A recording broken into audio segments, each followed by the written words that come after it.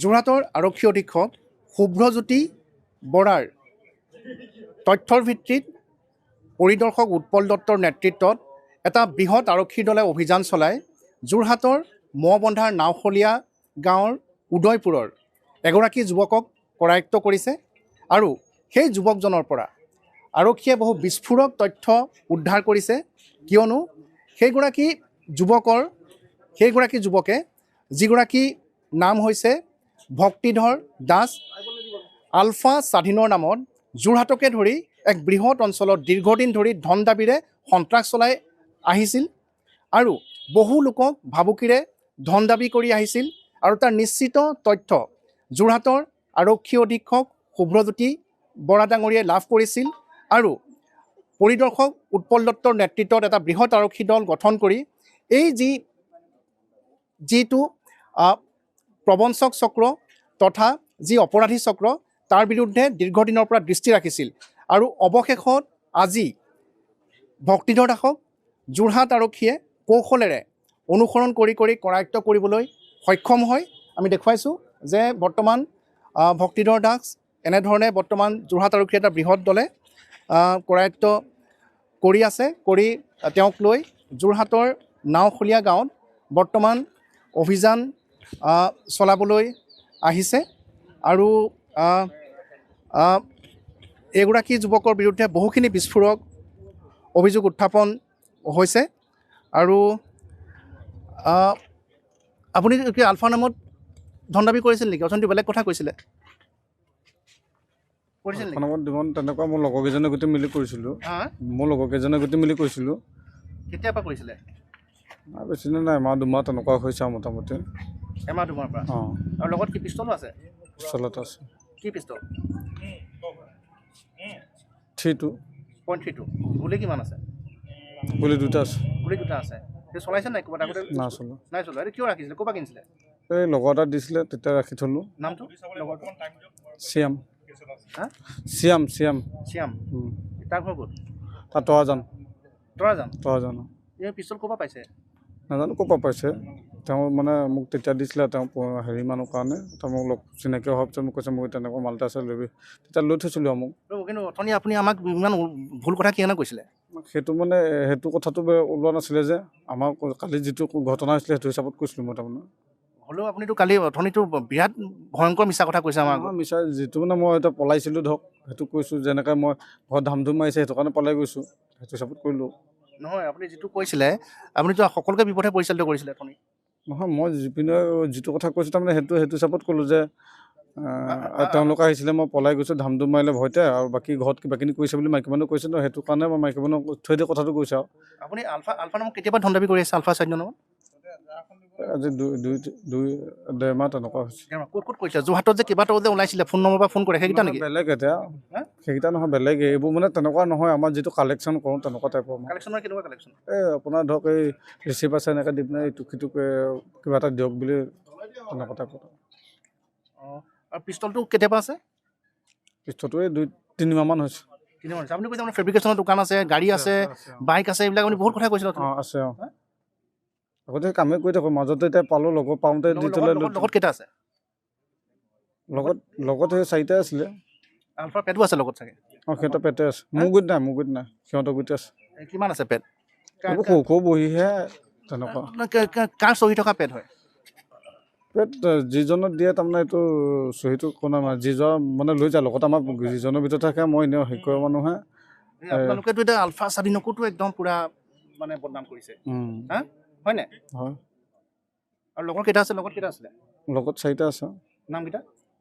চিত্ৰ দাস, আৰু এতিয়া পাপু দাস, আৰু বটল দাস।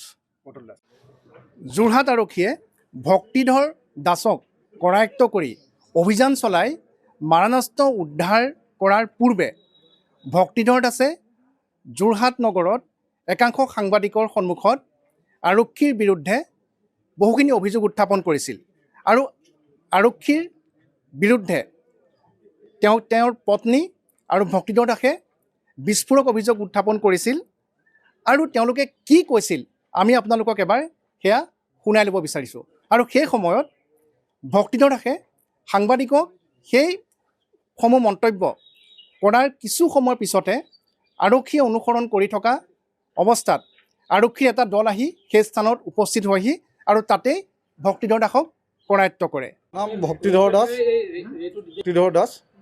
মই সৰু সুৰা ব্যৱসায় কৰি আছোঁ। মোৰ ৱেল্ডিঙৰ দোকান আছে, তেনেকৈ চলি মেলি আছোঁ। গাড়ীও আছে, মোৰ গাড়ী বিজনেছো চলাই থাকোঁ। মোটামুটি কি হ'ল, কালি হঠাতে ৰাতি 1:30মান বজাত জাষ্ট আহিলে কোনোবা মানে দৰ্জাত ধাম ধুম মাৰিছে।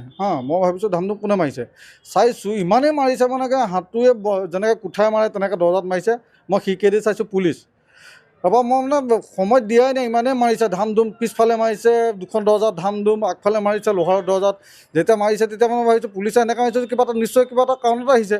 ভাল ভাৱে মাতিলে মই ওলাই গ'লো যাম, যেতিয়া এনেকুৱা অভদ্ৰামি কৰে তেতিয়া মই ওলাই কাম নাই। সেইকাৰণে ৰাতিপুৱা যি হ'ব বোলো এতিয়া মই মানুহটো আঁতৰি দিয়াটো ভাল হ'ব, আঁতৰি দিলোঁ মই মানুহটো।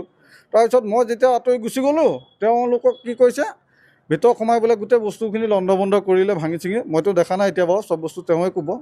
বাকী গোটেই বস্তুখিনি ভাঙি থৈ গৈছে। আৰু মোক কি মটৰচাইকেলখন লৈ গৈছে, চাবি নাপাই পিনে মটৰচাইকেলখন লক খুলি ভাঙি লৈ গৈছে। আৰু গেৰেজৰ তলা ভাঙি লৈ পিনে গেৰেজৰ পৰা গাড়ী লৈ গৈছে। আৰু CC কেমেৰা প্ৰচেছটোও লৈ গৈছে, CC কেমেৰা গোটেই ছেটটো লৈ গৈছে উঠাই। গাড়ী মোৰ গেৰ নাই তেন, পালচাৰ 220। পেছাত মোৰ ৱেল্ডিঙৰ দোকান আছে, হয়। কালি পুলিচ মই কেইবাজনো 10-12জনমান দেখিছোঁ খিৰিকীৰ পৰা, আৰু পিছফালে ধাম ধুম মাৰিয়ে আছে। আৰু তেনেকুৱা মানে ভাল ভাৱে মাতিলে মই ওলাই যাব পাৰিম। এনেকুৱা এটা 1:30 বজাত আহি যেতিয়া ধাম ধুম মাৰি এটা মানুহ মানে কি এনেকুৱা প্ৰচেছ কৰিছে, সেইটো প্ৰচেছ কোনো ওলাব নোৱাৰে।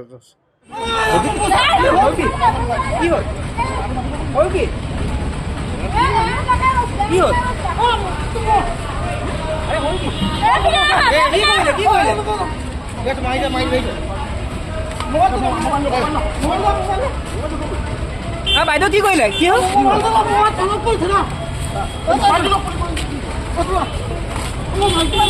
কি হ'ল? কাৰ মোবাইল হয়?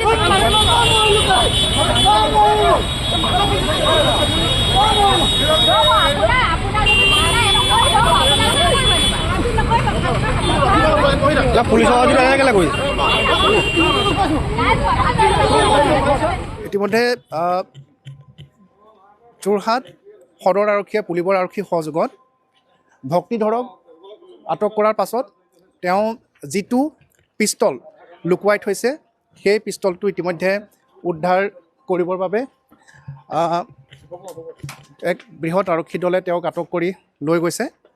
আৰু আমি দেখুৱাম যে কেনেধৰণে সেই পিষ্টল তেখেতে আটক কৰি তেখেতে লুকুৱাই ৰাখিছিলে। আৰু যোৰহাট আৰক্ষীৰ বাবে এটা ডাঙৰ সফলতা, কিয়নো যোৰহাটত আলফা স্বাধীনৰ নামত ধন দাবী কৰি ভক্তিধৰ দাস আৰু তেখেতৰ এটা বৃহৎ দলে সন্ত্ৰাস চলাই আহিছিল।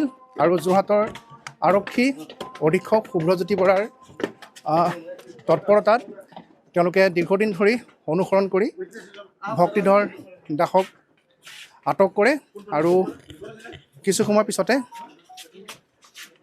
পিছতে সেই যিটো পিষ্টল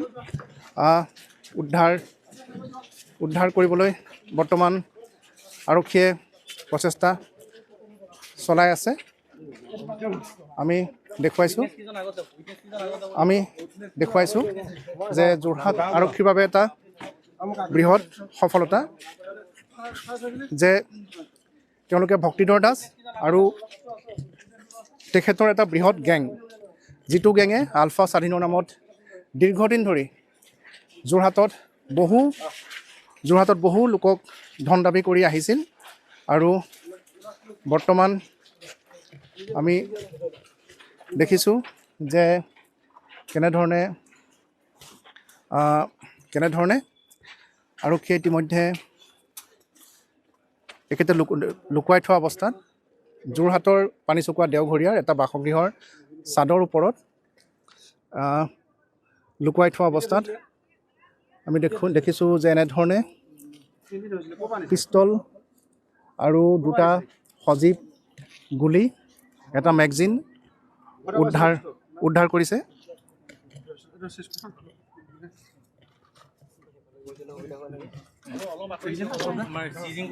আমি দেখুৱাইছোঁ আৰু আৰু আৰু এনেধৰণে আমি দেখুৱাইছোঁ এটা দুজাই সজীৱ গুলি আৰু এটা পিষ্টল .32 পিষ্টল মেগজিনৰ সৈতে উদ্ধাৰ কৰিছে যোৰহাট আৰক্ষী এটা বৃহৎ দলে আৰু আমি দেখুৱাইছোঁ আৰু এনেদৰেই